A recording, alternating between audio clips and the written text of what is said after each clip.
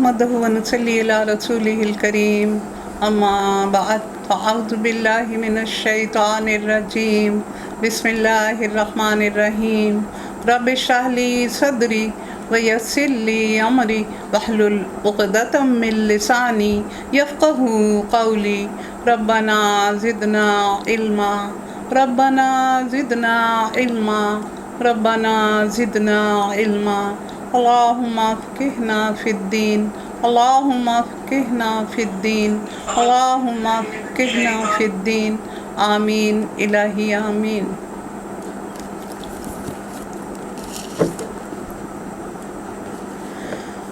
لا ریب تیری روح کو تسکین ملے گی تو قرب کے لمحات میں قرآن پڑھا کر۔ آج سورۃ الدخان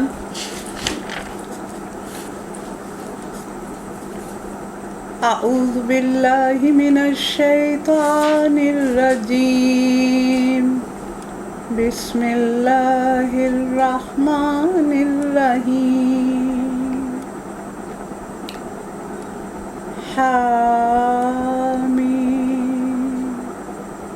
والکتاب المبین انا انزلناہ فی لیلۃ مبارکۃ انا کنا منذرین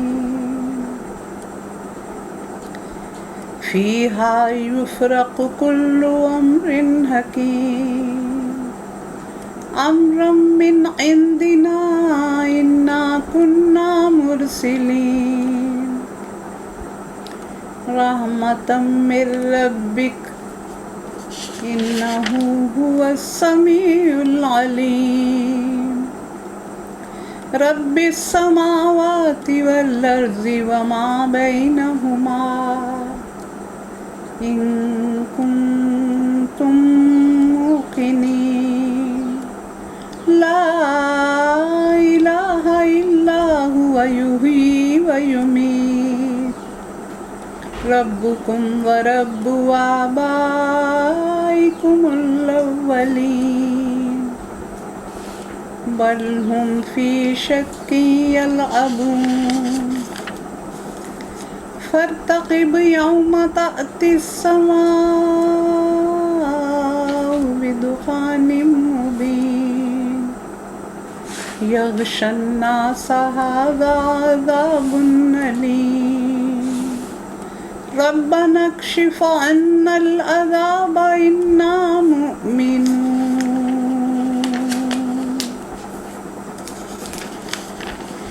صدق اللہ العظیم آمنت باللہ صدق اللہ العظیم۔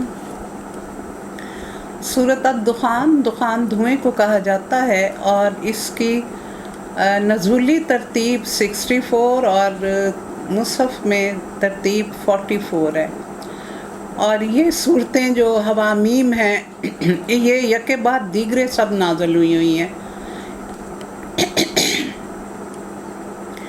حضرت ابو ہریرہ سے روایت ہے کہ رسول اللہ صلی اللہ علیہ وسلم نے فرمایا، جو شخص جمعے کی رات میں سورۃ دخان پڑھ لے تو صبح تک اس کے گناہ معاف ہو چکے ہوں گے۔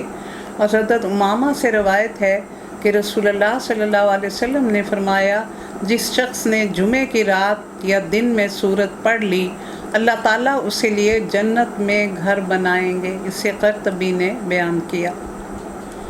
اور اس کی جو آیت نمبر 10 ہے وہ وجہ تسمیہ میں نے ابھی تلاوت کی، اور اس کا زمانہ نزول پکی طرح تو پتہ نہیں چلتا، لیکن یہ ایک دوسرے کے بعد نازل ہوئی صورتیں ہیں جو ہم حوامیم پڑھ رہے ہیں۔ اور تاریخی پس منظر یہ ہے کہ جب کفار مکہ کی مخالفت شدید تر ہوتی گئی تو رسول اللہ صلی اللہ علیہ وسلم نے دعا فرمائی کہ اے اللہ تعالیٰ ان پر یوسف کے دور جیسا قحط مسلط کر تاکہ یہ تیری طرف پلٹ آئیں۔ اللہ تعالیٰ نے آپ کی دعا قبول فرمائی اور سارے علاقے میں اتنے زور کا قحط پڑا کہ یہ بلبلا اٹھے۔ اور پھر سرداران قریش، خاص طور پر ابو سفیان کا نام آتا ہے کہ وہ گیا رسول اللہ صلی اللہ علیہ وسلم کے پاس اور ان سے دعا کی درخواست کی، تو پھر یہ صورت نازل ہوئی۔ اس کی 59 آیات ہیں اور 3 رکوع ہیں۔ حامیم حروف مقطعات، سورتوں کے قرآنی نام، آیات متشابہات۔ قسم ہے اس کتاب مبین کی، اللہ کے نام کے ساتھ جو رحمان اور رحیم ہے۔ قسم ہے اس کتاب مبین کی، ہم نے اسے ایک خیر و برکت والی رات میں نازل کیا کیونکہ ہم لوگوں کو خبردار کرنے کا ارادہ رکھتے تھے۔ خیر و برکت والی رات، زیادہ تر تو یہ کہا جاتا ہے یہ اس کی طاق رات ہے، رمضان کی لیلۃ القدر ہے۔ یہ صحف ابراہیمی پہلی رمضان کو نازل ہوئے، تورات 6، زبور 12، انجیل 18 اور قرآن کے بارے میں کہا جاتا ہے کہ وہ 15، لیکن اس میں تھوڑی تبدیلی بھی ہمیں ملتی ہے۔ تو نزول قرآن کا سلسلہ اس رات شروع ہوا، اور بعض مفسرین کہتے ہیں کہ یہ پورا قرآن ام الکتاب سے یعنی لوح محفوظ سے منتقل کر کے فرشتوں کے حوالے کر دیا گیا، اور زیادہ تر لوگوں کا یہ خیال ہے کہ لیلۃ المبارکہ لیلۃ القدر کو کہا گیا ہے، اور کیونکہ اس میں لیلۃ القدر میں کہا گیا انا انزلناہ فی لیلۃ القدر، اور یہاں کہا گیا انا انزلناہ فی لیلۃ مبارکہ، اور کہا جاتا ہے کہ یہ ماہ رمضان کی ایک رات تھی، شہر رمضان الذی انزل فیہ القرآن۔ تو اس میں 2 رائے پائی جاتی ہیں، لیکن میجورٹی آف دا پیپل یہ کہتی ہے کہ یہ لیلۃ القدر کے بارے میں ہی ہے۔ اس رات میں ہر حکمت والے کام، یہ وہ رات ہے جس میں ہر معاملے کا حکیمانہ فیصلہ ہمارے حکم سے صادر کیا جاتا ہے۔ تو ہر حکمت والے معاملے کا فیصلہ ہماری طرف سے کر دیا جاتا ہے۔ حضرت ابن عباس نے یہ معنی بیان فرمائے کہ یہ رات جس میں نزول قرآن ہوا یعنی شب قدر، اس میں مخلوقات کے متعلق اہم امور جن کے فیصلے اس سال میں اگلی شب قدر تک واقع ہونے والے ہوتے ہیں طے کیے جاتے ہیں، کہ کون اس سال میں پیدا ہوگا، کون فوت ہوگا، کس کو کتنا رزق اس سال میں دیا جائے گا، افراد یا اقوام کی زندگی، موت، فتح، شکست، عروج و زوال، قحط، ارزانی اور رزق کے فیصلے اس رات میں کیے جاتے ہیں۔ اسے روح المعانی میں بیان کیا گیا۔ ایک بلا سند روایت حضرت ابن عباس کی نقل کی ہے کہ تمام فیصلے نصف شب کی رات لکھے جاتے ہیں اور شب قدر میں فرشتوں کے حوالے کیے جاتے ہیں، جو پھر اس کو جاری اور ساری کرنا شروع کر دیتے ہیں، کیونکہ شعبان کی 15ویں رات کی بھی بڑی فضیلت آئی ہے، تو اس میں لکھے جاتے ہیں اور اس رات میں سپرد کیے جاتے ہیں۔ تو ہو سکتا ہے ایسا ہو، یہ اللہ کے راز ہیں۔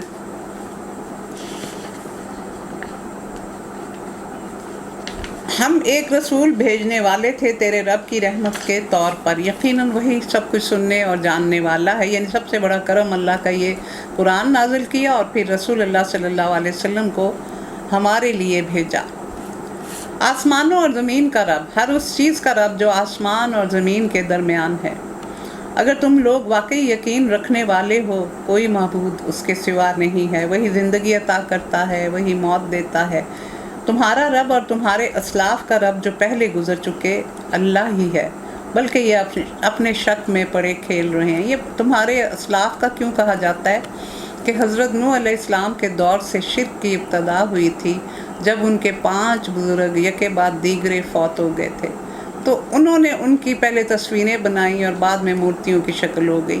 تو وہاں سے پھر انہوں نے اپنے آباء و اجداد کی اچھی تعلیمات کو زندہ رکھنے کے لیے یہ کیا تھا۔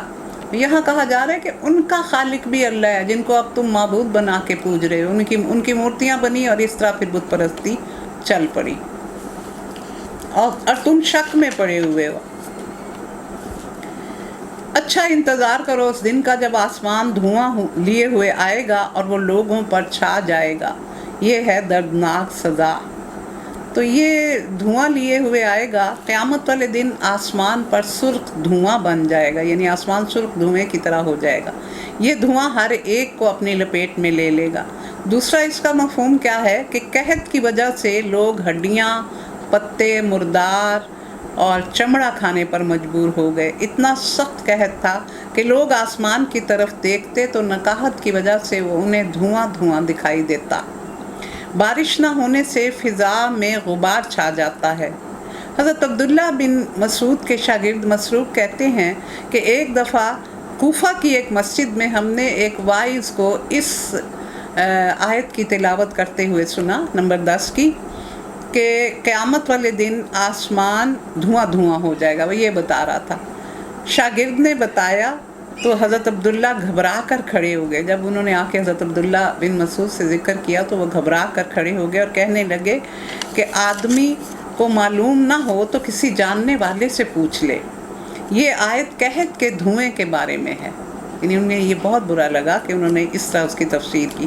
حضرت عبداللہ بن عباس اس سے مراد قیامت کا دھواں ہی لیتے ہیں۔ دیکھیں مختلف آراء ہمیں ملتی ہیں۔ یہ 40 دن پر محیط ہوگا، نیک آدمی کو ہلکا سا زکام ہوگا اور کافروں کے لیے یہ بہت تکلیف دہ ہوگا جب دھواں چھا جائے گا۔ تو رسول مبین کا لفظ اس میں آ رہا ہے آگے کہ پھر وہ دعا مانگیں گے کہ اے پروردگار ہم سے یہ عذاب ٹال دے، ہم ایمان لاتے ہیں۔ ان کی غفلت کہاں دور ہوتی ہے؟ ان کا حال تو یہ ہے کہ ان کے پاس رسول مبین آیا، پھر بھی یہ اس کی طرف نہ ملتفت ہوئے اور کہا کہ تو سکھایا پڑھایا بابلا ہے، ہم ذرا عذاب ہٹائے دیتے ہیں، تم لوگ پھر وہی کچھ کرو گے جو پہلے کر رہے تھے۔ جس روز ہم بڑی ضرب لگائیں گے وہ دن ہوگا جب ہم تم سے انتقام لیں گے۔ تو یہاں رسول مبین کا دو مطلب کہ ایک تو آپ کی سیرت، اخلاق اور کردار اور آپ کے کارنامے سب سے عیاں تھا کہ آپ رسول ہیں۔ رسول نور علی نور ہوتے ہیں، وہ پیدائشی رسول ہوتے ہیں، لیکن جب انہیں رسالت دی جاتی ہے تو پھر ان کے نور میں کئی گنا اضافہ ہو جاتا ہے۔ اور دوسرا یہ کہ انہوں نے ہر چیز کی حقیقت کو کھول کھول کر بیان کر دیا۔ جس عقیدے کو، غلط کو، بت پرستی کے یہ لے کے بیٹھے ہوئے تھے، اس کو بالکل انہوں نے کھول کے فاش کر دیا کہ یہ اس کی کوئی حقیقت نہیں ہے۔ ابو سفیان اور دیگر قریش نے آپ کو لکھا بھی اور مدینہ آئے بھی، اور انہوں نے دعا کی کہ سمامہ رئیس یمامہ کو، جس نے غلہ دینا بند کر دیا ہے، انہوں نے کہا کہ آپ دعا بھی کریں، اور یہ سمامہ جو یمامہ کا رئیس ہے اس نے ہمارا غلہ بھی بھیجنا بند کر دیا ہے، اس کو لکھیں کہ وہ ہمیں غلہ بھی دے۔ اور اس نے ایمان لانے کا وعدہ کیا ابو سفیان نے، لیکن یہ سب صدق دل سے نہ تھا۔ اتنا شاندار رسول آیا تو اسے مجنوں کہا، کاہن کہا، شاعر کہا۔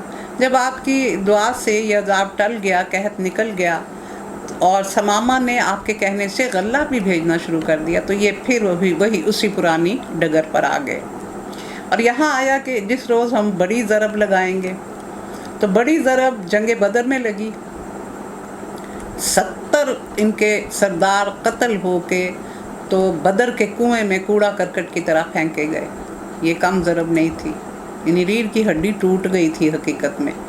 دوسری بڑی ضرب قیامت والے دن کے جب ان کو آگ میں پھینکا جائے گا اور یہ اپنا انجام وہاں دیکھ لیں گے کہ ہم نے کیا کیا تھا اور ہمارے ساتھ اب کیا ہو رہا ہے۔ اور قیامت کے بارے میں ہے کہ اس کی علامات ہیں، 10 علامات ہیں جو یکے بعد دیگرے رونما ہوں گی۔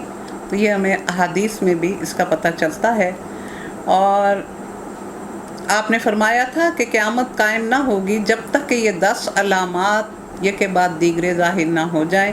پہلی سورج کا مغرب سے طلوع ہونا، پھر دھوئیں کا نکلنا، پھر دابۃ الارض کہ ایک جاندار زمین سے نکلے گا، پھر یاجوج اور ماجوج کا نکلنا، پھر حضرت عیسیٰ ابن مریم کا دوبارہ نزول، زمین کا دھنسنا مشرق میں، مغرب میں اور جزیرۃ العرب میں، 3 جگہ سے یہ دھنس جائے گی، اور عدن سے آگ کا نکلنا جو لوگوں کو ہانکتی ہوئی لے جائے گی۔ یہ مسلم کی حدیث ہے۔ ہم اس سے پہلے فرعون کی قوم کو آزمائش میں ڈال چکے ہیں۔ ان کے پاس ایک نہایت شریف رسول آیا، حضرت موسیٰ علیہ السلام، اور اس نے کہا اللہ کے بندوں کو میرے حوالے کر دو، میں تمہارے لیے ایک امانت دار رسول ہوں، اللہ کے مقابلے میں سرکشی نہ کرو، میں تمہارے سامنے اپنی ماموریت کی سند پیش کرتا ہوں۔ کیا مطلب کہ میرے پاس 2 معجزے ہیں، میں تمہیں دکھاتا ہوں کہ میں اللہ کا رسول ہوں، میں معجزے دکھاتا ہوں، اور میں اپنے رب اور تمہارے رب کی پناہ لے چکا ہوں اس سے کہ تم مجھ پر حملہ آور ہو، کیونکہ آپ کو خطرہ تھا کہ وہ حملہ آور ہوں گے۔ اگر تم میری بات نہیں مانتے تو مجھ پر ہاتھ ڈالنے سے باز رہو۔ آخرکار اس نے اپنے رب کو پکارا، یہ لوگ مجرم ہیں۔ پھر جواب دیا گیا، تو راتوں رات اپنے بندوں کو لے کر نکل چل، तुम लोगों को का पीछा किया जाएगा, समंदर को उसके हाल पर खुला छोड़ देना, ये सारा लश्कर गर्क होने वाला है। क्या मतलब था कि जब आपने असा मारा था तो 12 रास्ते बन गए थे, और 12 रास्ते ऐसे थे कि एक रास्ते पर चलने वाले दूसरे से बात भी कर सकते थे। कुशादा से 12 रास्ते बन गए थे। और फिर जब आप उतर गए तो पीछे आ रहा था फिरौन का लश्कर, तो आपने चाहा कि इसको मिला दें, तो अल्लाह ताला ने फरमाया मूसा ठहर जा ठहर जा ठहर जा, अभी जल्दी ना कर। और जब सारा कुछ उसका लश्कर भी और सारा साजो सामान हर चीज़ उसकी जब आ गई उन रास्तों पर, तो फिर अल्लाह ताला ने हुक्म दिया कि मूसा अब मार अपना सा, और सारा कुछ उसका गर्क हो गया। और दिल गवाही देता है कि समंदर की तह में उसकी ज़रूर बाकियात मौजूद होंगी, क्योंकि कुछ चीज़ें बहुत देर तक तो ज़ाया नहीं होती। कितने ही बाग और चश्मे और खेत और शानदार महल थे जो वो छोड़ गए, कितने ही ऐश के साथ सामान थे जिनमें वो मज़े कर रहे थे, वो धरे के धरे रह गए। ये हुआ उनका अंजाम, और हमने उन दूसरों को इन चीज़ों का वारिस बनाया। फिर ना आसमान उन पर रोया और ना ज़मीन, ज़रा सी मोहलत भी उनको ना दी गई। ये आयत पढ़ के अंदर से कपकपी आती है। क्यों आती है आप सुने। उन्होंने ज़मीन में कोई ऐसा अमल साले नहीं किया था कि ज़मीन रोती, और ना कोई नेक अमल आसमान तक पहुंचाया था कि आसमान रोता। हज़रत अनस ने रसूलुल्लाह सल्लल्लाहु अलैहि वसल्लम का ये इरशाद नकल किया है कि आसमान में बंदे के 2 दरवाज़े मुकर्रर हैं। एक से उसका रिज़्क नाज़िल होता है और दूसरे से उसकी गुफ्तगू और अमल ऊपर पहुंचता है। चुनाचे जब बंदा मरता है तो वो दोनों दरवाजे उसको याद करके रोते हैं। और एक और हदीस जो हज़रत शरीह बिन उबैद से मरवी है कि रसूलुल्लाह सल्लल्लाहु अलैहि वसल्लम ने फरमाया कि जो मोमिन गरीबुल वतनी में मरता है और वहाँ उसका रोने वाला कोई नहीं होता, तो उस पर ज़मीन व आसमान रोते हैं, लेकिन काफिर के लिए नहीं रोते। कोई शख्स जिस जगह सजदा, इबादत और तिलावत करता है, उसके मरने के बाद 40 दिन तक वो ज़मीन रोती है। और 2 लोगों के विसाल पर ज़मीन व आसमान बहुत रोए, एक हज़रत याहिया और एक हज़रत इमाम हुसैन। अच्छा, एक इसके बारे में ये भी राय है कि जो दिल को इतनी लगती नहीं, क्योंकि ऐसा ही इसको पढ़ने से और जैसे दिल की कैफियत बदलती है तो यही लगता है कि ज़मीन व आसमान रोते हैं। तो एक इसके बारे में यही कहा गया कि नहीं, ये इन जनरल है, और इसका मफहूम ये है कि मर गए मरदूद ना फातिहा ना दरूद, के इस तरह मरते हैं बुरे लोग, गुनाहगार लोग, कि उनके ऊपर रोने वाला कोई नहीं होता। यानी अगर दुनिया में उनके अजीज़ व अक़ारब रो भी रहे होते हैं तो अल्लाह ताला की मखलूक उसमें शामिल नहीं होती। तो ये 2 मफहूम बताए गए हैं। इस तरह बनी इसराइल को हमने सख्त ज़िल्लत के अज़ाब जो फ़िरौन की तरफ से था निजात दी, जो हद से गुजर जाने वालों में बड़े ऊंचे दर्जे का आदमी था। क्या मतलब कि उसकी अज़मत के डंके बज रहे थे, उसकी हम्दो सना के तराने गूंज रहे थे, खुशामदियों के जमगठे उसके इर्द गिर्द रहते थे। गोया एक आलम उनके कमालात का गर्विदा था, और उनसे बढ़कर दुनिया में कोई मकबूल नहीं हुआ। मगर जब वो ऐसे गिरे तो फिर उनको रोने वाला भी कोई न था। और उन्हें ऐसी निशानियां दिखाई जिनमें सरी आजमाइश थी। ये लोग कहते हैं हमारी पहली मौत के सिवा और कोई मौत नहीं, उसके बाद हम दोबारा उठाए जाने वाले नहीं, और अगर तुम सच्चे हो तो उठा लाओ हमारे बाप दादा को। ये बेहतर है या तुब्बा की कौम। तो ये तुब्बा की कौम कौन थी, और उससे पहले के लोग हमने उनको इसी बिना पर तबाह किया कि वो मुजरिम हो गए थे। तुब्बा कबीला हुमैर के बादशाहों का लक़ब था, जैसे कसरा, कैसर, फ़िरौन वगैरह। ये लोग कौम सबा की एक शाख से ताल्लुक़ रखते थे, और 115 कबल मसीह में इनको सबा पर गलबा हासिल हुआ। ये सबा वही कौम जो एक मलिका बिल्कीस का हमने वाक़या पढ़ा। ये 300 साल तक हुक्मरान रहे, और अरब में इनकी तरक्की के अफसाने ज़ुबान ज़द आम थे। तो ये तुब्बा की कौम, और उससे पहले सबा और कौम फ़िरौन और दूसरी कौमों को जो अहमियत हासिल रही, यानी वो इतने शानदार ठाठ बाट वाले थे, तो अल्लाह ताला ने उनको नहीं छोड़ा जब उन्होंने शिर्क किया। تو اے اہل مکہ تم کیسے بچو گے؟ یہاں اس لیے یہ بتایا گیا ہے یہ دنیا ہم نے کچھ کھیل کے طور پر نہیں بنائی، اس کو ہم نے برحق پیدا کیا ہے، مگر اکثر لوگ جانتے نہیں۔ ان سب کے اٹھائے جانے کے بعد طے شدہ وقت فیصلے کا دن ہے، وہ دن جب کوئی عزیز و اقارب کسی عزیز کے کام نہ آئے گا۔ یوم لا یغنی مولاً ام مولاً شیئا ولا هم ینصرون الا من رحم اللہ انہ هو العزیز الرحیم۔ تو مولا کیا ہے؟ عربی زبان میں ایسے شخص کو کہتے ہیں جو کسی تعلق کی بنا پر دوسرے شخص کی حمایت کرے، قطع نظر کہ وہ رشتہ داری کا تعلق ہو، دوستی کا ہو یا اور کسی قسم کا ہو، اور نہ کہیں سے ان کو مدد پہنچے گی سوائے اس کے کہ اللہ ہی کسی پر رحم کرے، وہ زبردست اور رحیم ہے۔ زقوم کا درخت گناہگار کا کھاجا ہوگا، تیل کی تلچھٹ جیسا، پیٹ میں اس طرح جوش کھائے گا جیسے کھولتا ہوا پانی جوش کھاتا ہے۔ پکڑو اسے اور رگیدتے ہوئے لے جاؤ اور ڈال دو اس کو جہنم کے بیچوں بیچ، اور ڈالو اس کے سر پر کھولتا ہوا پانی، اور چکھو اس کا مزہ، بڑا زبردست عزت دار آدمی تھا تو۔ ہائے ہائے ہائے، یہ وہی چیز ہے جس کے آنے میں تم لوگ شک کرتے تھے۔ اب زقوم کا جو درخت ہے یہ ان کے لیے فتنہ کیوں ہے کہ ہنستے تھے، ٹھٹھا اڑاتے تھے کہ یہ ایک تو کہتے ہیں کہ ہم آگ میں ڈالے جائیں گے، دوسرے کہتے ہیں کہ اس میں درخت بھی ہوگا، بھلا آگ میں بھی درخت ہوتے ہیں، اس طرح یہ مذاق اڑاتے تھے۔ تو جھنگ کے علاقے میں کہا جاتا ہے کہ اس طرح کے درخت پائے جاتے ہیں۔ اور دوسرا مرخ اور افار وہ درخت تھے کہ جن کو وہ رگڑتے تھے قریش، تو اس میں سے آگ نکلتی تھی اور اس سے چکماک کا کام لیتے تھے۔ اور خدا ترس لوگ امن کی جگہ میں ہوں گے، باغوں اور چشموں میں، اور سندس اور استبرق کے کپڑے پہنیں گے۔ تو سندس جو ہے وہ باریک ریشم کے لیے ہوتا ہے، اور استبرق جو ہے وہ یہ فارسی میں ستبر کا ہے، وہاں یہ لفظ اس میں بھی ملتا ہے، اور یہ دویز ریشمی کپڑے کے لیے استعمال ہوتا ہے کہ باریک ریشم بھی پہنیں گے اور موٹا ریشم بھی پہنیں گے۔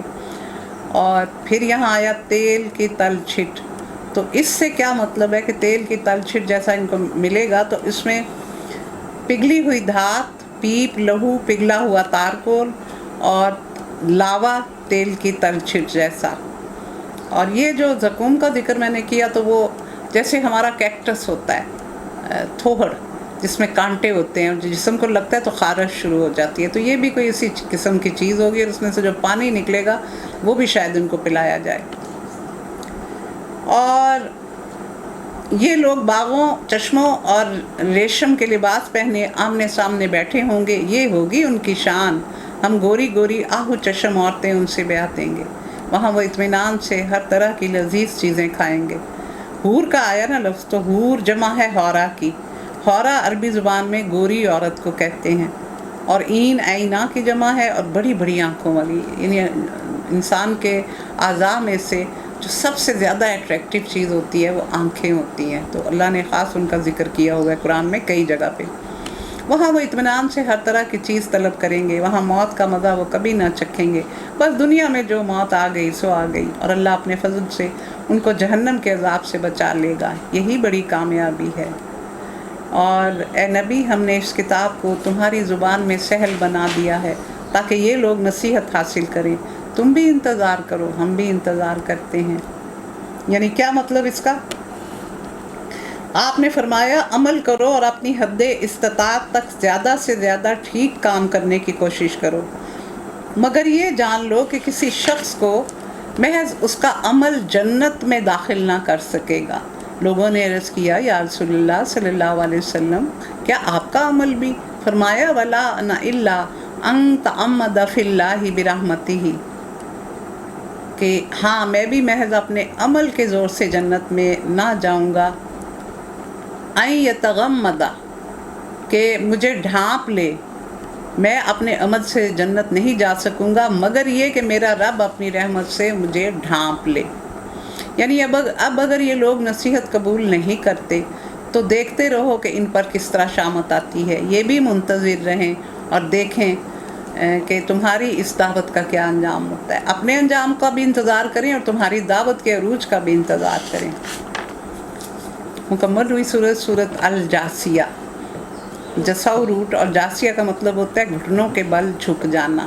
اس کی ترتیب 45 ہے مصحف میں اور 65، یعنی پچھلی 64 تھی، 60، 61، اس طرح یہ بالترتیب یعنی کنزیکٹیولی یہ صورتیں نازل ہو رہی ہیں، بیچ میں اور کوئی صورت نہیں ہے. حوامیم اس طرح نازل ہوئی ہیں. اور اس کی 28 آیت جو ہے وہ ترا کل امت جاسیہ، اس میں اس کو یہ اس کی وجہ تسمیہ ہے، اور اس کا زمانہ نزول وہی ہے جو ان ساری صورتوں کا ہے. اور یہ سورت دخان کے بعد قریبی زمانے میں نازل ہوئی ہے. دونوں کے مضامین میں اتنی مشابہت ہے کہ یہ ایک جوڑا صورتیں لگ رہی ہیں. اس کی 37 آیات ہیں اور 4 رکوع ہیں. بسم اللہ الرحمن الرحیم. حامیم تنزیل الکتاب من اللہ العزیز الحکیم. ان فی السماوات والارض لآیات للمؤمنین وفی خلقکم وما یبث من دابۃ آیات لقوم یوقنون. واختلاف اللیل والنہار وما انزل اللہ من السماء من رزق فاحیا به الارض بعد موتها وتصریف الریاح آیات لقوم یعقلون. حامیم. اللہ کے نام کے ساتھ جو رحمان اور رحیم ہے. حروف مقطعات. یہ اس کتاب کا نزول اللہ کی طرف سے ہے جو زبردست اور حکیم ہے. کہ بار بار یہ بات کیوں کہی جاتی ہے؟ اس لیے کہ وہ متواتر قرآن اور رسول کی تکذیب کر رہے تھے. اللہ تعالیٰ بار بار کہہ رہے ہیں کہ یہ میں نے نازل کیا ہے. اور کس نے نازل کیا؟ جو بڑی قوت والا ہے اور بڑی حکمت والا ہے، کہ تمہارے لیے انسان کے موضوع پر لکھی گئی کتاب ہے. اس میں سارے احکامات، سارے فرمودات، سارے اوامر، سارے نواہی، سارے حلال اور حرام کے قوانین تمہارے فائدے کے لیے ہیں، لیکن تم سمجھتے نہیں ہو. اور حقیقت یہ ہے کہ آسمانوں اور زمین میں بے شمار نشانیاں ہیں ایمان لانے والوں کے لیے، ہیں ایمان لانے والوں کے لیے. ذالک الکتاب لا ریب فیہ ھدی للمتقین. یہاں کیا آیا کہ آیات للمؤمنین. اور تمہاری اپنی پیدائش اور ان حیوانات میں جن کو اللہ زمین میں پھیلا رہا ہے بڑی نشانیاں ہیں ان لوگوں کے لیے جو یقین لانے والے ہیں. یقین یوقنون آ گیا، پہلے یؤمنون آیا، اور پھر اور شب و روز کے فرق اور اختلاف میں اور اس رزق میں جسے اللہ آسمان سے نازل فرماتا ہے اور اس کے ذریعے سے مردہ زمین کو زندہ کرتا ہے، اور ہواؤں کی گردش میں بہت سی نشانیاں ہیں ان لوگوں کے لیے جو عقل سے کام لیتے ہیں. یعنی یؤمنون، یوقنون اور یعقلون. اس کی تھوڑی سی تفصیل میں آپ کو بتاؤں. کائنات کی مختلف نشانیاں بیان فرما کر ایک جگہ یہ فرمایا گیا کہ اس میں ایمان لانے والوں کے لیے نشانیاں ہیں، دوسری جگہ فرمایا کہ یقین کرنے والوں کے لیے، تیسری جگہ فرمایا کہ عقل رکھنے والوں کے لیے نشانیاں ہیں. یعنی ان نشانیوں سے پورا فائدہ ایمان لانے والے اٹھا سکتے ہیں. دوسرے نمبر پر ان لوگوں کے لیے مفید ہو سکتی ہیں جو ابھی ایمان تو نہ لائے ہوں لیکن ان میں یقین کی کیفیت پیدا ہو جائے. یعنی ایمان کا درجہ سب سے بلند ہے. اور پھر یہ کہ یہ چیزیں توحید پر دلالت کر رہی ہیں، کیونکہ یہی یقین کسی نہ کسی دن ایمان کا سبب بن سکتا ہے. تیسرے درجے میں یہ ان کے لیے مفید ہے جو فی الحال نہ مومن ہیں نہ یقین کرنے والے ہیں لیکن عقل سلیم رکھتے ہیں، عقل ہے ان کے پاس، کیونکہ عقل اور بصیرت سے غور و فکر کرنے سے یقین کی کیفیت پیدا ہوتی ہے، اور یہی یقین کی کیفیت ایمان کے صراط مستقیم پر لے جاتی ہے. یعنی یہ درجات ہیں انسان کی قلبی کیفیات کے. یہ اللہ کی نشانیاں ہیں جنہیں ہم تمہارے سامنے ٹھیک ٹھیک بیان کر رہے ہیں. اب آخر اللہ اور اس کی آیات کے بعد اور کون سی بات ہے جس پر یہ لوگ ایمان لائیں گے؟ اور तबाही है हर झूठे बद अमाल शख्स के लिए जिसके सामने अल्लाह की आयात पढ़ी जाती हैं, वो उनको सुनता है और फिर पूरे तकब्बर के साथ अपने कुफर पर अड़ा रहता है, गोया उसने इनको सुना ही नहीं। तो क्या निशानियाँ बताई गई जो इनकार करने वाले लोग हैं कि उनमें दो तीन बातें ऐसी होती हैं जो मुश्तरक होती हैं कुफर करने वालों में। एक तो वो झूठे होते हैं, दूसरे बद अमल होते हैं, और तीसरे उनमें तकब्बर बहुत होता है, बल्कि नंबर 1 तकब्बर होता है। और ये जो शैतान ने आदम को सजदा करने से इनकार किया था, वो तकब्बर की वजह से था, वो हसद की वजह से था। तो तकब्बर जब इंसानों में पैदा होता है तो फिर ये किसी काम का नहीं रहता, 2 कौड़ी का बन जाता है। दुनिया में तो शायद वो अपने पीछे लोगों को लगा लेता हो, लेकिन अल्लाह की नज़र से वो बिल्कुल गिर जाता है। और फिर ये कहा जाता है कि यहाँ इनको कहा गया है, ये नज़र बिन हारस, अबू जहल और हारस बिन कल्दा, कि ये इस्लाम दुश्मनी में सर फहरिस्त हैं ये लोग। ऐसे शख्स को दर्दनाक अजाब की खुशखबरी सुना दो। हमारी आयात में से कोई बात जब उसके इल्म में आती है तो वो मजाक उड़ाना शुरू कर देता है, यानी उसमें से टेढ़ी बात निकालना। आज भी जो मसालक बने हुए हैं, जो इतने ज़्यादा लोगों ने फ़िरके बना लिए और तकसीम कर लिया अपने आप को, और यही हमारी कमज़ोरी का भी सबब है, तो वो भी तशरीह करते हुए अपने मसलक की तरफ ले जाते हैं। हालांकि कुरान का कोई मसलक नहीं है, इसमें किसी मसलक का जिक्र मिलता है, बल्कि हदीसें ये कहती हैं कि मेरी रसूलुल्लाह सल्लल्लाहु अलैहि वसल्लम ने फरमाया, मेरी कौम 73 फ़िरक़ों में तकसीम होगी, जिनमें से 72 दोज़खी और 1 जन्नती होगा। तो यहाँ ये मजाक उड़ाना ऐसे लोगों के लिए ज़िल्लत का अजाब है। उनके आगे जहन्नम है, और जो कुछ उन्होंने दुनिया में कमाया है उसमें से कोई चीज़ उनके काम ना आए। यानी आगे का मतलब कि अंजाम इनका आग ही है, ये उससे बच नहीं सकते। और ना उनके वो सरपरस्त उनके लिए कुछ कर सकेंगे जिन्हें अल्लाह को छोड़कर इन्होंने अपना वली बना रखा था, उनके लिए बड़ा अजाब है। ये कुरान सरासर हदायत है।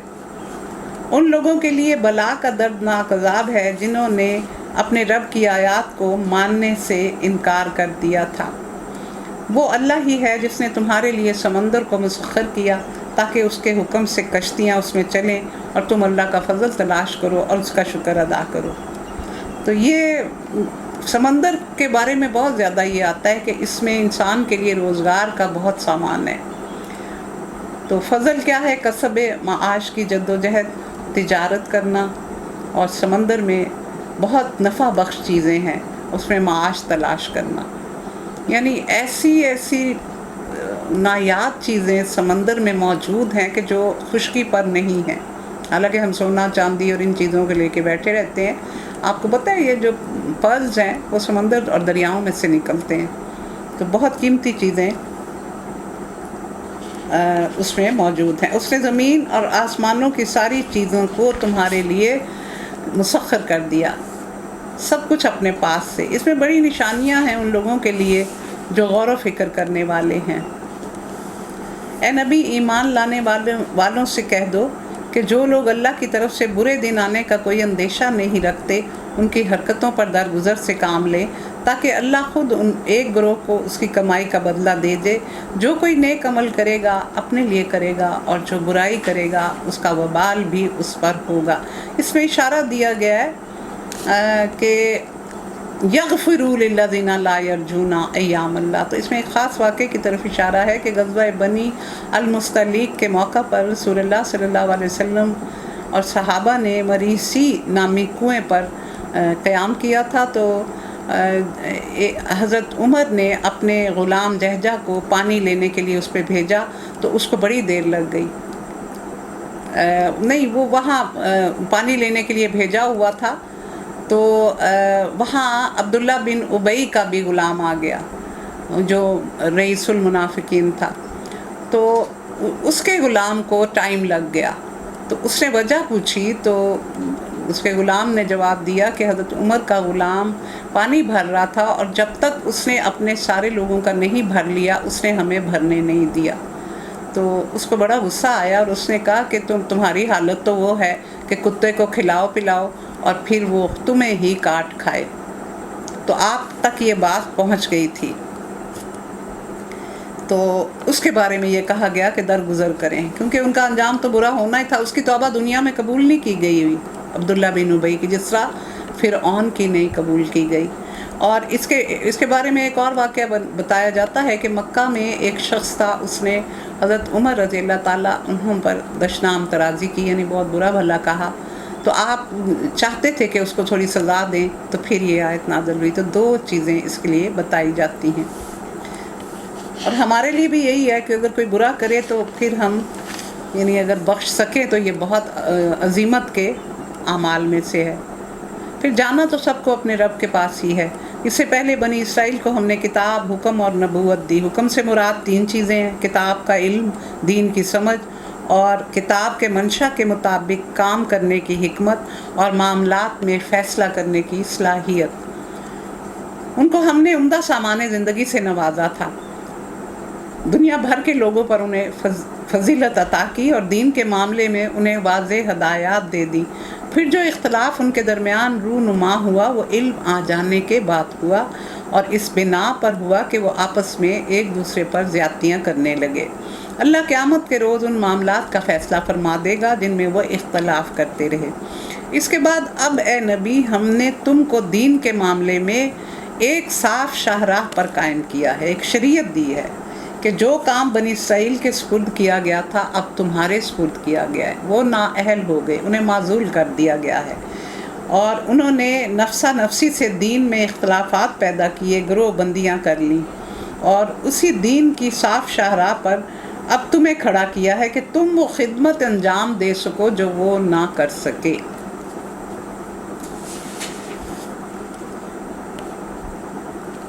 لہذا تم اس پر چلو اور ان کی خواہشات کا اتباع نہ کرو جو علم نہیں رکھتے۔ اللہ کے مقابلے میں وہ تمہارے کچھ کام نہیں آ سکتے۔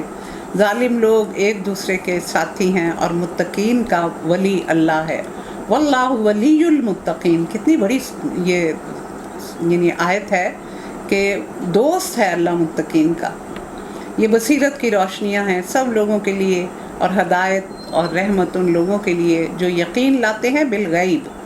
کیا وہ لوگ جنہوں نے برائیوں کا ارتکاب کیا یہ سمجھے بیٹھے ہیں کہ ہم انہیں اور ایمان لانے والوں اور نیک عمل کرنے والوں کو ایک جیسا کر دیں گے؟ افمن کانا مؤمنا کمن کانا فاسقا لا یستوون، ایسا نہیں ہونے کا، یہ برابر نہیں ہو سکتے۔ ان کا جینا اور مرنا یکساں ہو جائے، بہت برے حکم ہے جو یہ لگاتے ہیں۔ اللہ نے تو آسمانوں اور زمین کو برحق پیدا کیا، اور اس لیے کیا کہ ہر شخص کو اس کی کمائی کا بھرپور بدلہ دیا جائے اور کسی پر کچھ ظلم نہیں کیا جائے گا۔ مالک یوم الدین شروع میں ہی بتا دیا گیا، ڈرنا نہ، دنیا کی تکلیفوں سے گھبرانا نہ، میں قیامت والے دن تمہارے ذرہ ذرہ عمل کا حساب لوں گا۔ پھر کیا تم نے اس شخص کے حال پر غور کیا جس نے اپنی خواہش نفس کو اپنا رب بنا لیا تھا، اور اللہ نے علم کے باوجود اسے گمراہی میں پھینک دیا، اور اس کے دل اور کانوں پر مہر لگا دی، اور اس کی آنکھوں پر پردہ ڈال دیا۔ اللہ کے بعد اب کون ہے جو اسے ہدایت دے سکتا ہے؟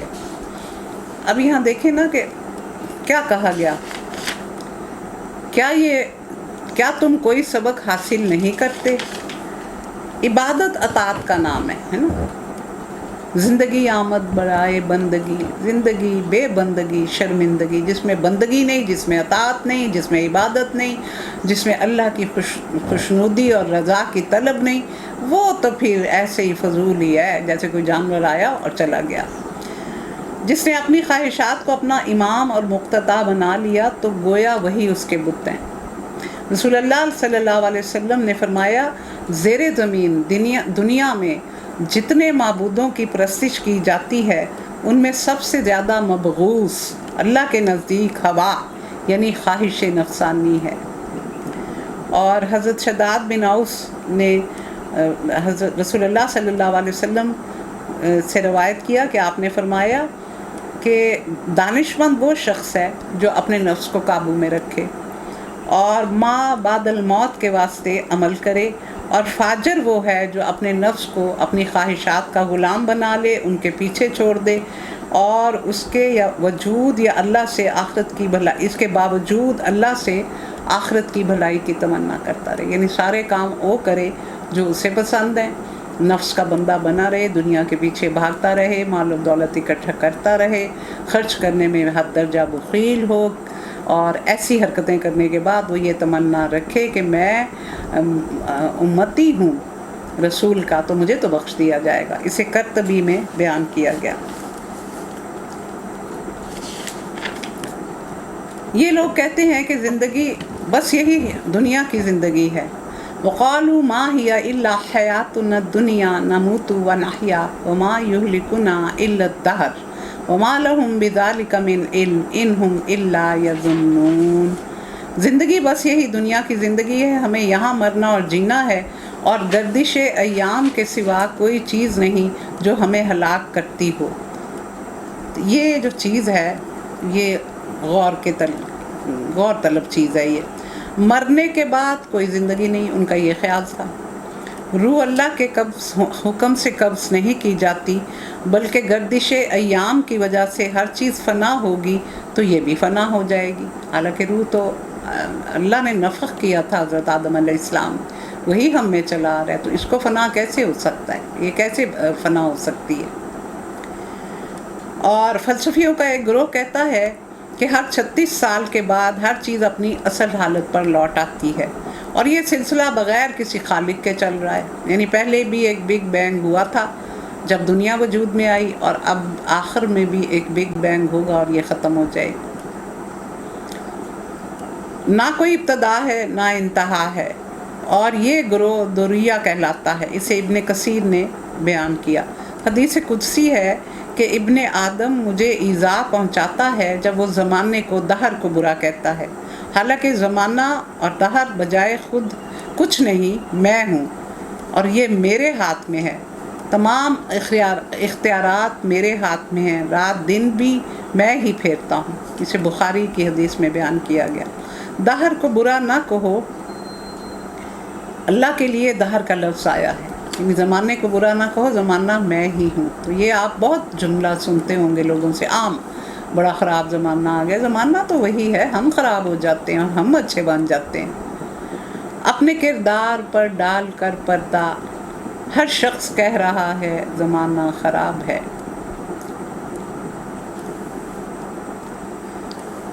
در حقیقت اس معاملے میں ان کے پاس کوئی علم نہیں، یہ محض گمان کی بنا پر باتیں کرتے ہیں، اور جب ہماری واضح آیات انہیں سنائی جاتی ہیں تو ان کے پاس کوئی حجت اس کے سوا نہیں ہوتی کہ اٹھا لاؤ ہمارے باپ دادا کو اگر تم سچے ہو۔ میں نے بتایا تھا نا کہ ابو جہل، لاس بن وائل وغیرہ اس طرح کے سردار جو تھے وہ ہڈیاں لے آتے تھے اور ان کو بھربھرا بنا کے اڑا دیتے تھے، اور کہتے تھے کہ اب کرو نا زندہ، تم کہتے ہو تم مردوں کو زندہ کرو گے۔ تو اس طرح کی باتیں۔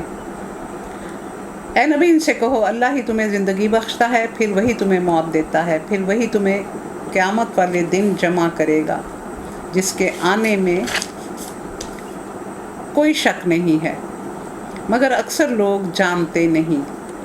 زمین و آسمان کی بادشاہی اللہ کے لیے ہے، اور جس روز قیامت کی گھڑی آن کھڑی ہوگی یہ سب لوگ خسارے میں پڑ جائیں گے۔ اس وقت تم ہر ایک کو گھٹنوں کے بل گرا دیکھو گے۔ یہ دیکھیں یہ اس کی وجہ تسمیہ۔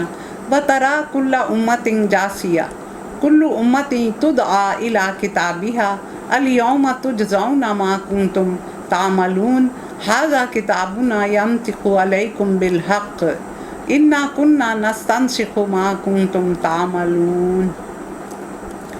جاسیہ کا مطلب ہوتا ہے جھکنا، یعنی خوف اور ادب سے جھکنا، اطاعت اور فرما برداری کی کیفیت، یعنی نماز کی جو کیفیت ہے وہ بھی جاسیہ ہی ہے، ہر طرح سے ہم نیچے ہوتے ہیں۔ اور وَإِذَا زُلْزِلَتِ الْأَرْضُ زِلْزَالَهَا وَأَخْرَجَتِ الْأَرْضُ أَثْقَالَهَا وَقَالَ الْإِنسَانُ مَا لَهَا يَوْمَئِذٍ تُحَدِّثُ أَخْبَارَهَا بِأَنَّ رَبَّكَ أَوْحَىٰ لَهَا۔ اے سارا کچھ نکال باہر کرے گی، سارا کچھ باہر آ جائے گا۔ تو یعنی اس میں کیا کہا گیا کہ دیکھو اپنا اعمال نامہ، ان سے کہا جائے گا آج تم لوگوں کو ان اعمال کا بدلہ دیا جائے گا جو تم کرتے رہے ہو۔ یہ ہمارا تیار کیا ہوا اعمال نامہ ہے جو تمہارے اوپر ٹھیک ٹھیک شہادت دے رہا ہے۔ ایک اجتماعی اعمال نامہ اور ایک انفرادی اعمال نامہ۔ لیکن کچھ ایسے ناخلف ہوں گے کہ جو کہیں گے کہ ہم نہیں مانتے، تو اللہ تعالیٰ فرمائیں گے کہ میرے فرشتوں نے لکھا ہے. تو کہتے ہیں آپ کے فرشتوں نے لکھا، ہمارا تو کوئی بندہ نہیں تھا وہاں دیکھنے والا. یہ اس وقت بھی ہٹ در نہیں کریں گے. تو پھر ساری موویز ان کو دکھائی جائیں گی، یہ دیکھو تم کیا کر رہے ہو.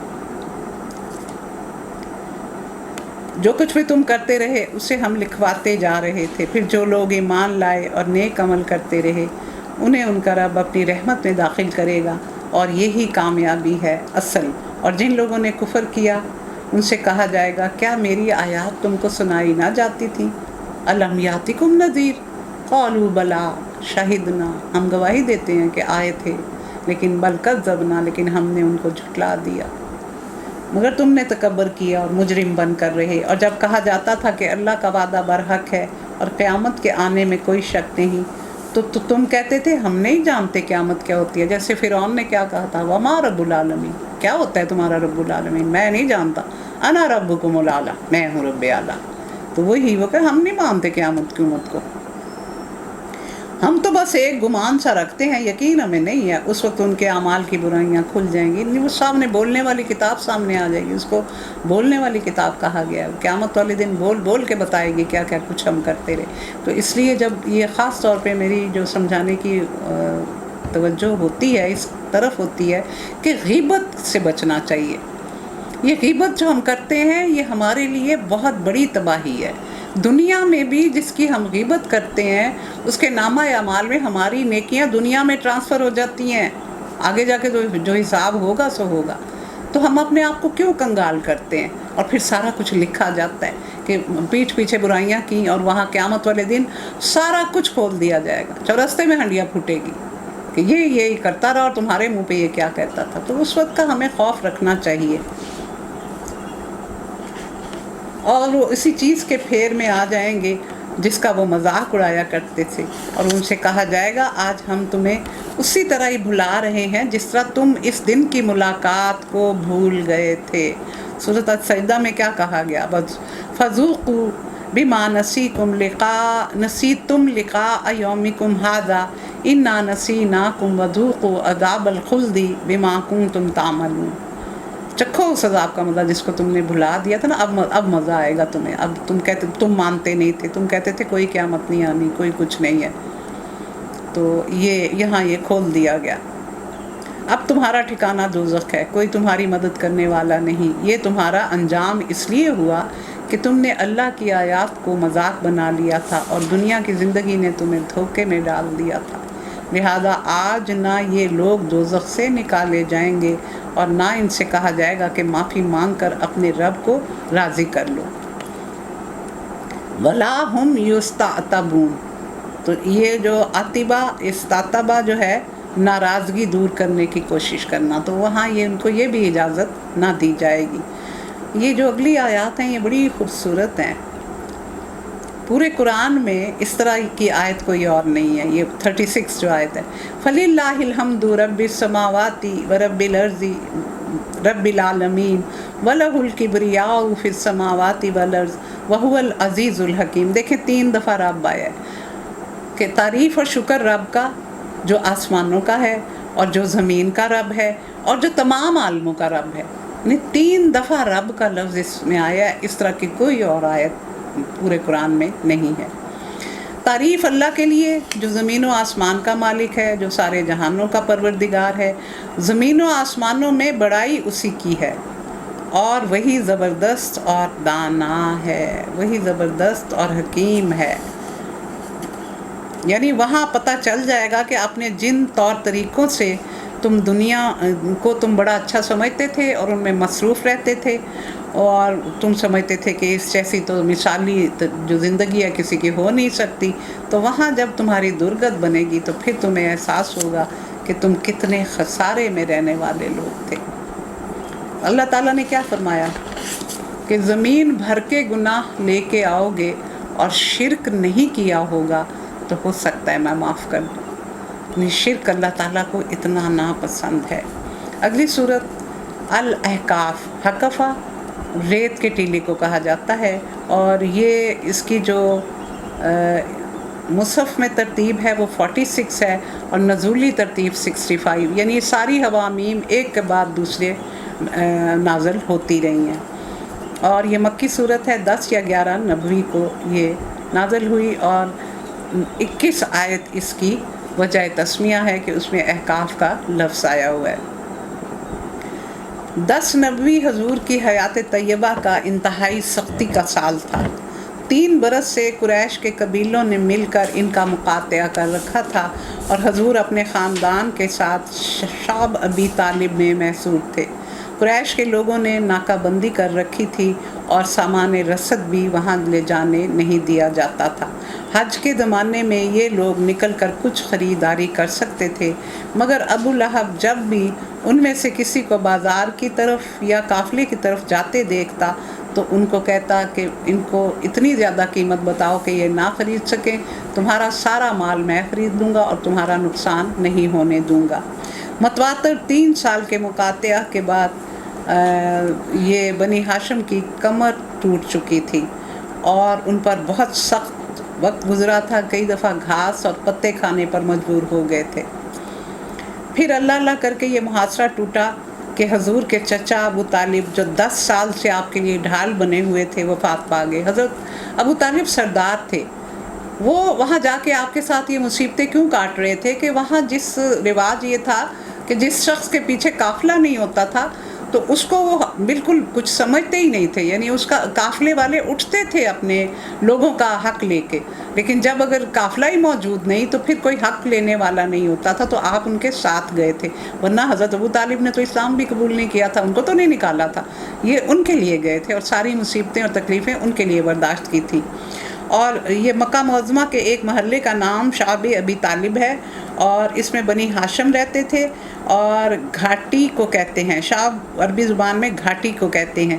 یہ کوہ ابو قبیس کی گھاٹیوں میں سے ایک گھاٹی تھی، اور ابو طالب جو بنی ہاشم کے سردار تھے اسی لیے ان کے نام پر اس کو بلایا گیا۔ مکہ معظمہ میں جو مکان آج مقامی روایات کے مطابق رسول اللہ صلی اللہ علیہ وسلم کی جائے پیدائش سمجھا جاتا ہے، اسی کے قریب یہ گھاٹی واقع تھی۔ اور پھر کیا ہوا کہ 10 سال سے وہ آپ کے لیے ڈھال بنے تھے، وہ فوت ہو گئے، اور اس ثانیہ پر 1 مہینہ بھی نہیں گزرا تھا کہ آپ کی زوجہ محترمہ حضرت خدیجہ الکبریٰ کا بھی انتقال ہو گیا، اور یہ سب لوگ آپ کے لیے بہت قوت کا باعث تھے۔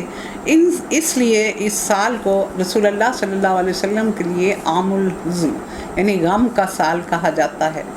اور مکہ سے طائف تک کا سفر جب ایسا ہوا تو آپ نے کہا کہ اب تو میرے چچا بھی نہیں رہے، اب تو یہ سارے میرے ساتھ کیا سلوک کریں گے، تو ان کے دل میں یہ خیال آیا کہ میں طائف میں جاتا ہوں، شاید وہاں کے سردار میری بات مان لیں اور مجھے اپنا کام کرنے میں کچھ سہولت ہو جائے، تو یہ سوچ کے پھر وہاں تشریف لے گئے، اور کہ بنی ثقیف کو اسلام کی دعوت دیں، اور اگر وہ اسلام قبول نہ کریں تو کم از کم اس بات پر تو آمادہ ہو جائیں کہ مجھے وہاں بیٹھ کر اپنا کام آرام اور سکون سے کرنے دیں۔ آپ کو کوئی سواری میسر نہیں تھی، مکہ سے طائف تک کا سارا سفر آپ نے پیدل طے کیا تھا۔ بعض روایات میں ہے کہ آپ تنہا تھے، اور بعض میں ہے کہ آپ کے ساتھ زید بن حارثہ تھے۔ وہاں پہنچ کر چند روز آپ نے قیام کیا اور ثقیف کے سرداروں سے ایک ایک کے پاس جا کر بات کی، مگر انہوں نے نہ صرف کہ آپ کی بات نہ مانی بلکہ صاف صاف نوٹس دے دیا کہ ہمارے شہر سے نکل جائیں۔ ان کو اندیشہ تھا کہ آپ کی تبلیغ سے ان کے نوجوان بگڑ جائیں گے۔ مجبوراً آپ کو طائف چھوڑنا پڑا۔ آپ وہاں سے نکلنے لگے تو ثقیف کے سرداروں نے اپنے ہاں کے لفنگوں کو آپ کے پیچھے لگا دیا۔ وہ راستے کے دونوں طرف دور تک آپ پر آوازیں کستے، گالیاں دیتے، پتھر مارتے چلے گئے، یہاں تک کہ آپ زخموں سے چور ہو گئے، آپ کی جوتیاں خون سے بھر گئیں۔ اس حالت میں آپ طائف کے باہر ایک باغ کی دیوار کے سائے میں بیٹھ گئے اور اپنے رب سے عرض کیا، اے اللہ، میں تیرے ہی حضور اپنی بے بسی اور بے چارگی اور لوگوں کی نگاہ میں اپنی بے قدری کا شکوہ کرتا ہوں۔ اے ارحم الراحمین، تو سارے کمزوروں کا رب ہے، میرا رب بھی تو ہی ہے۔ مجھے کس کے حوالے کر رہا ہے؟ کیا کسی بیگانے کے حوالے جو مجھ سے سختی سے پیش آئے، یا کسی دشمن کے حوالے جو مجھ پر قابو پا لے؟ اگر تو مجھ سے ناراض نہیں تو مجھے کسی مصیبت کی پرواہ نہیں، مگر تیری طرف سے عافیت مجھے نصیب ہو جائے تو اس میں میرے لیے کشادگی ہے۔ میں پناہ مانگتا ہوں تیری ذات کے اس نور کی جو اندھیرے میں اجالا اور دنیا اور آخرت کے معاملات کو درست کرتا ہے۔ مجھے اس سے بچا لے کہ تیرا غضب مجھ پر نازل ہو یا میں تیرے عطاب کا مستحق ہو جاؤں۔ تیری مرضی پر راضی ہوں یہاں تک کہ تو مجھ سے راضی ہو جائے۔ کوئی زور اور طاقت تیرے بغیر نہیں۔ اسے ابن ہشام نے بیان کیا۔ پھر آپ پلٹ کر کرنل منازل کے قریب پہنچے تو محسوس ہوا کہ آسمان پر ایک بادل چھایا ہوا ہے۔ نظر اٹھا کر دیکھا تو جبرائیل علیہ السلام تھے۔ انہوں نے پکار کر کہا، قوم نے جو کچھ آپ کو دیا ہے اللہ نے اسے سن لیا۔ اب یہ پہاڑوں کا منظم فرشتہ اللہ نے بھیجا ہے۔ آپ حکم دینا چاہیں تو اسے دے سکتے ہیں۔ پھر پہاڑوں کے فرشتے نے آ کر آپ کو سلام کیا اور عرض کیا، آپ فرمائیں تو ان دونوں طرف کے پہاڑ ان لوگوں پر الٹ دوں؟ آپ نے جواب دیا، نہیں، بلکہ میں امید رکھتا ہوں کہ اللہ ان کی نسل سے وہ لوگ پیدا کرے گا جو اللہ وحدہ لا شریک کی بندگی کریں گے۔ اسے بخاری اور مسلم میں بیان کیا گیا۔ اس کے بعد آپ چند روز نخلا کے مقام پر ٹھہرے۔ پریشان تھے کہ اب کیسے مکہ واپس جاؤں۔ طائف میں جو کچھ گزری ہے اس کی خبریں تو پہنچ چکی ہوں گی، اس کے بعد تو کفار پہلے سے بھی زیادہ دلیر ہو جائیں گے۔ انہی ایام میں ایک روز رات کو آپ نماز میں قرآن مجید کی تلاوت فرما رہے تھے کہ جنوں کے ایک گروہ کا ادھر سے گزر ہوا۔ انہوں نے قرآن سنا، ایمان لائے، واپس جا کر اپنی قوم میں اسلام کی تبلیغ شروع کر دی، اور اللہ تعالیٰ نے اپنے نبی کو یہ خوشخبری سنا دی کہ انسان چاہے آپ کی دعوت سے بھاگ رہے ہیں مگر بہت سے جن آپ کے گرویدہ ہو گئے ہیں اور وہ اسے اپنی جنس میں پھیلا رہے ہیں۔ اس کی 35 آیات ہیں اور 4 رکوع ہیں۔ بسم اللہ الرحمن الرحیم۔ حامیم۔ تنزیل الکتاب من اللہ العزیز الحکیم۔ ما خلقنا السماوات والارض وما بینہما الا بالحق واجل مسمى والذین کفروا عما انذروا معرضون۔ حامیم۔ اس کتاب کا نزول اللہ زبردست اور دانا کی طرف سے ہے۔ ہم نے زمین اور آسمانوں کو اور ان ساری چیزوں کو جو ان کے درمیان ہیں برحق اور ایک مدت خاص کے لیے پیدا کیا ہے، مگر یہ کافر لوگ اس سے منہ موڑے ہوئے ہیں اور جس سے ان کو خبردار کیا گیا ہے۔ اے نبی ان سے کہو، کبھی تم نے آنکھیں کھول کر بھی دیکھا کہ وہ ہستیاں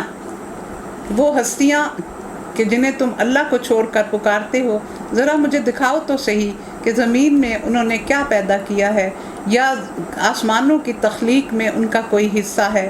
اس سے پہلے آئی ہوئی کتاب یا علم کا کوئی بقیہ تمہارے پاس ہو تو وہی لے آؤ اگر تم سچے ہو۔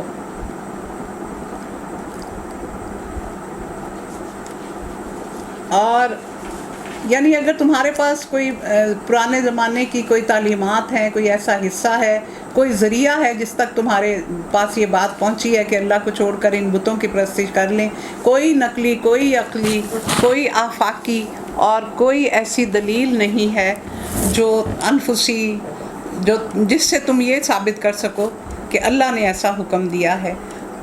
آخر اس شخص سے زیادہ بہکا ہوا انسان اور کون ہوگا جو اللہ کو چھوڑ کر ان کو پکارے جو قیامت تک اسے جواب نہیں دے سکتے، بلکہ اس سے بھی بے خبر ہیں کہ پکارنے والے ان کو پکار رہے ہیں، اور جب تب سب انسانوں کو جمع کیا جائے گا تو اس وقت وہ اپنے پکارنے والوں کے دشمن اور ان کی عبادت کے منکر ہو جائیں گے۔ یعنی یہ جھگڑا چلے گا، وہ کہیں گے تم نے گمراہ کیا، تو وہ کہیں گے کہ ہم تو خود گمراہ تھے، ہم نے تمہیں کیا گمراہ کیا، ہم تو خود اسی پر تھے۔ ان لوگوں کو جب ہماری صاف صاف آیات سنائی جاتی ہیں اور حق ان کے سامنے آتا ہے تو یہ کہتے ہیں کہ یہ کھلا جادو ہے۔ کیا ان کا کہنا یہ ہے کہ رسول نے اسے خود گھڑ لیا ہے؟ ان سے کہو، اگر میں نے اسے خود گھڑا ہے تو تم مجھے اللہ کی پکڑ سے نہ بچا سکو گے۔ جو باتیں تم بناتے ہو اللہ ان کو خوب جانتا ہے، اور تمہارے اور میرے درمیان اللہ ہی کی گواہی کافی ہے۔ رسول اللہ صلی اللہ علیہ وسلم کے لیے سورۃ الحاقہ میں کیا کہا گیا؟ وَلَوْ تَقَوَّلَ عَلَيْنَا بَعْضَ الْأَقَاوِيلِ کہ اگر آپ ہمارے بارے میں کوئی قول کہیں، بات کہیں گے، لَأَخَذْنَا مِنْهُ بِالْيَمِينِ تو ہم آپ کو دائیں طرف سے، دائیں ہاتھ سے پکڑ لیں گے، ثُمَّ لَقَطَعْنَا مِنْهُ الْوَتِينَ اور پھر آپ کی شاہ رگ کو کاٹ دیں گے، فَمَا نَكُمْ مِنْ أَحَدٍ عَنْهُ حَاجِزِينَ اور کوئی نہیں ہوگا جو ہمیں ہمارے اس عمل سے روک سکے۔ تو رسول اپنی طرف سے نہیں بناتے۔ یہ سورۃ الحاقہ کی 44 سے 47 آیات ہیں جو میں نے بڑی ڈر ڈر کے آپ کو سنائی ہیں کہ ان کو پڑھتے ہوئے بھی دل کو کچھ ہوتا ہے۔ اور وہ درگزر کرنے والا اور رحیم ہے۔ ان سے کہو میں کوئی نرالا رسول نہیں، میں نہیں جانتا کل تمہارے ساتھ کیا ہونا ہے اور میرے ساتھ کیا، میں تو اس وحی کی پیروی کرتا ہوں جو میری طرف اللہ نے بھیجی ہے، اور میں ایک صاف صاف خبردار کرنے والا ہوں۔ اے نبی ان سے کہو کبھی تم نے سوچا بھی کہ اگر یہ کلام اللہ کی طرف سے ہوا اور تم نے اس کا انکار کر دیا تو تمہارا کیا انجام ہوگا؟ اور اس جیسے ایک کلام پر تو بنی اسرائیل کا ایک گواہ شہادت بھی دے چکا ہے، یعنی عبداللہ بن سلام، وہ ایمان لے آیا اور تم اپنے گھمنڈ میں پڑے رہے، اور ایسے ظالموں کو اللہ ہدایت نہیں دیتا۔ یہودی عالم تھے یہ۔ جن لوگوں نے ماننے سے انکار کر دیا وہ ایمان لانے والوں کے متعلق کہتے ہیں کہ اگر اس کتاب کو مان لینا کوئی اچھا کام ہوتا تو یہ لوگ اس معاملے میں ہم سے سبقت نہ لے جاتے۔ سردار کہتے تھے کہ ہم اتنے بڑے بڑے سردار، ہم میں سے کسی نے نہیں مانا، یہ ایسے ہی کمی کمین غلام انہوں نے مان لیا، یہ کون سی بڑی بات ہوئی؟ چونکہ انہوں نے اس سے ہدایت نہ پائی اس لیے یہ ضرور کہیں گے یہ پرانا جھوٹ ہے، افکن قدیم، آپ جیسے پہلے بھی آئے اور یہی کہتے رہے۔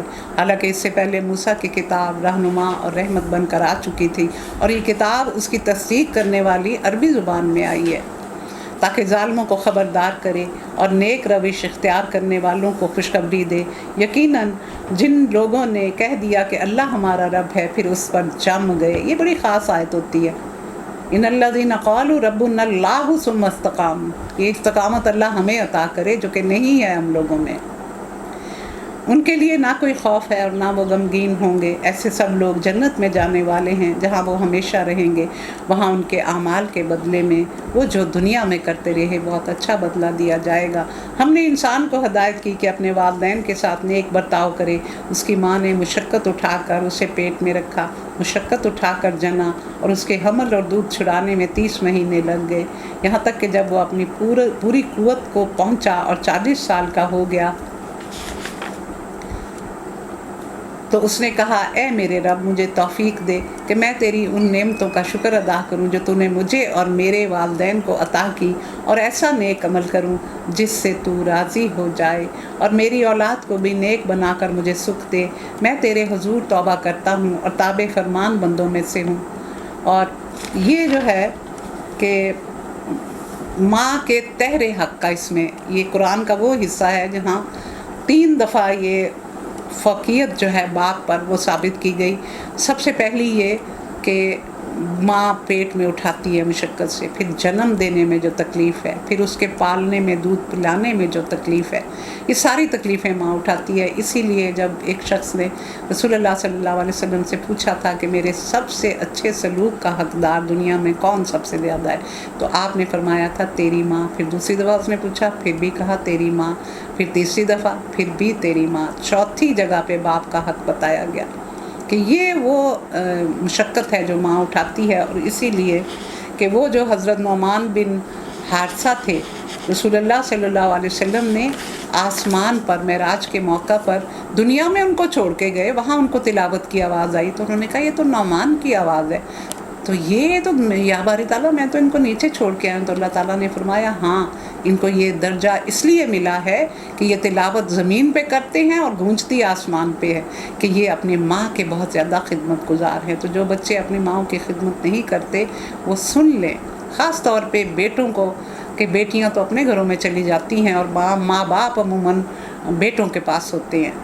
اور یہ جو ایک ٹرینڈ چل پڑا ہے کہ بیٹے چھوڑ کے پڑھنے کے لیے چلے جاتے ہیں اور باہر ہی بڑی اچھی جاب مل جاتی ہے اور ماں باپ اکیلے یہاں بڑھاپے میں، تو یہ کوئی اچھا طریقہ نہیں ہے۔ یہ دنیا ہے، وہ دنیا کماتے ہیں، آخرت میں ان کا حصہ نہیں ہوگا جو اپنے ماں باپ کو لاوارث چھوڑ دیتے ہیں۔ تو ہمیں یہ سوچنا چاہیے، اور ماں باپ کو بھی اجازت نہیں دینی چاہیے۔ میں نے دیکھا ہے مائیں بھی کہہ دیتی ہیں اچھا ان کی زندگی بن جائے، تو خود یہاں اکیلے، کوئی پرسان حال نہیں، ملازم تو نہیں کیئر کر سکتے۔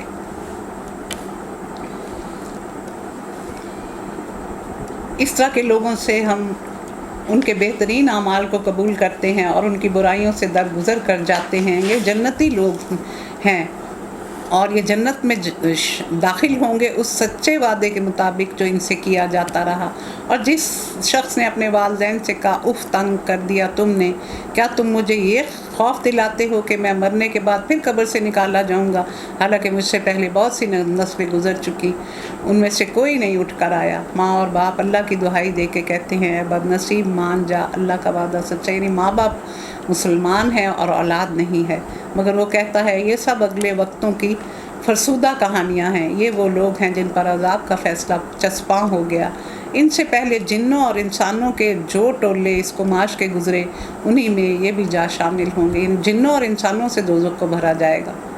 بے شک یہ گھاٹے میں رہنے والے لوگ ہیں، دونوں گروہوں میں سے ہر ایک کے درجے ان کے اعمال کے لحاظ سے ہیں، تاکہ اللہ ان کے کیے کا پورا پورا بدلہ ان کو دے، ان پر ہرگز ظلم نہ کیا جائے گا۔ پھر جب یہ لوگ کافر آگ کے سامنے کھڑے کیے جائیں گے تو ان سے کہا جائے گا تم اپنے حصے کی نعمتیں اپنی دنیا کی زندگی میں ختم کر چکے اور ان کا لطف تم نے اٹھا لیا، اب جو تکبر تم زمین میں کسی حق کے بغیر کرتے رہے اور جو نافرمانیاں تم نے کی، ان کی پاداش میں تمہیں ذلت آمیز عذاب دیا جائے گا۔ ذرا انہیں عاد کے بھائی ہود کا قصہ سناؤ، جب اس نے احقاف میں اپنی قوم کو خبردار کیا، اور ایسے خبردار کرنے والے اس سے پہلے بھی گزر چکے تھے۔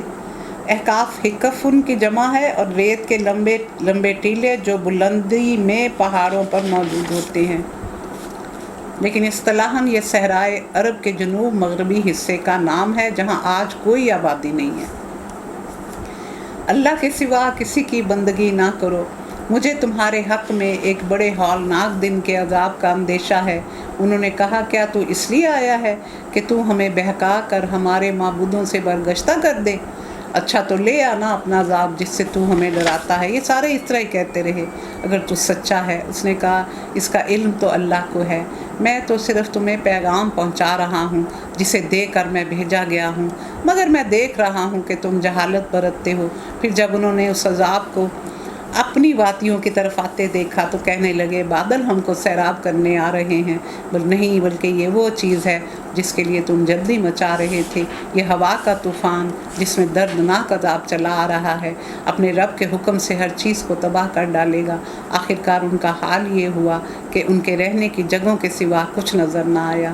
اسی طرح ہم مجرموں کو بدلہ دیا کرتے ہیں، ان کو ہم نے جو کچھ دیا تم کو نہیں دیا، ان کو ہم نے کان آنکھیں دل سب کچھ دیے، مگر وہ ان کے کسی کام نہ آئے، کیونکہ وہ اللہ کی آیات کا انکار کرتے تھے اور اس چیز کے پھیر میں آ گئے جس کا وہ مذاق اڑاتے تھے۔ تمہارے گرد و پیش کے علاقوں میں بہت سی بستیوں کو ہم ہلاک کر چکے، ہم نے اپنی آیات بھیج کر بار بار ان کو سمجھانے کی کوشش کی، شاید کہ وہ باز آ جائیں۔ پھر کیوں نہ ان ہستیوں نے ان کی مدد کی جنہیں اللہ کو چھوڑ کر انہوں نے تقرب کا ذریعہ سمجھتے ہوئے معبود بنا لیا تھا۔ یعنی جو راہ راست پہ ہوتے ہیں انہیں دوسرے لوگوں کو بھی راہ راست پر لانے کی کوشش کرنی ہے، یہ ایک مسلمان کا فطری اور پیدائشی فرض ہے۔ بلکہ وہ تو ان سے کھو گئے، اور وہ یہ تھا کہ ان کے جھوٹ اور ان بناوٹی عقیدوں کا انجام جو انہوں نے گھر رکھے تھے۔ اور وہ واقعہ بھی قابل ذکر ہے جب ہم جنوں کے ایک گروہ کو تمہاری طرف لے آئے تاکہ وہ قرآن سنیں، جب وہ اس جگہ پہنچے جہاں تم قرآن پڑھ رہے تھے تو انہوں نے آپس میں کہا خاموش ہو جاؤ۔ پھر جب وہ پڑھا چکا تو وہ خبردار کرنے والے بن کر اپنی قوم کی طرف پلٹے۔ یہ واقعہ جب رسول اللہ صلی اللہ علیہ وسلم طائف سے مایوس ہو کر مکہ معظمہ کی طرف واپس ہو رہے تھے تو نخلا پر آپ نے قیام کیا تھا۔ وہاں عشاء یا فجر یا تہجد کی نماز میں آپ قرآن کی تلاوت فرما رہے تھے کہ جنوں کے ایک گروہ کا ادھر سے گزر ہوا اور وہ آپ کی قرات سننے کے لیے ٹھہر گیا۔ اس کے ساتھ تمام روایات اس پر متفق ہیں کہ اس موقع پر جن حضور کے سامنے نہیں آئے تھے، نہ آپ نے ان کی آمد کو محسوس کیا تھا، بلکہ بعد میں اللہ نے وحی کے ذریعے سے آپ کو ان کے آنے اور قرآن سننے کی خبر دی تھی۔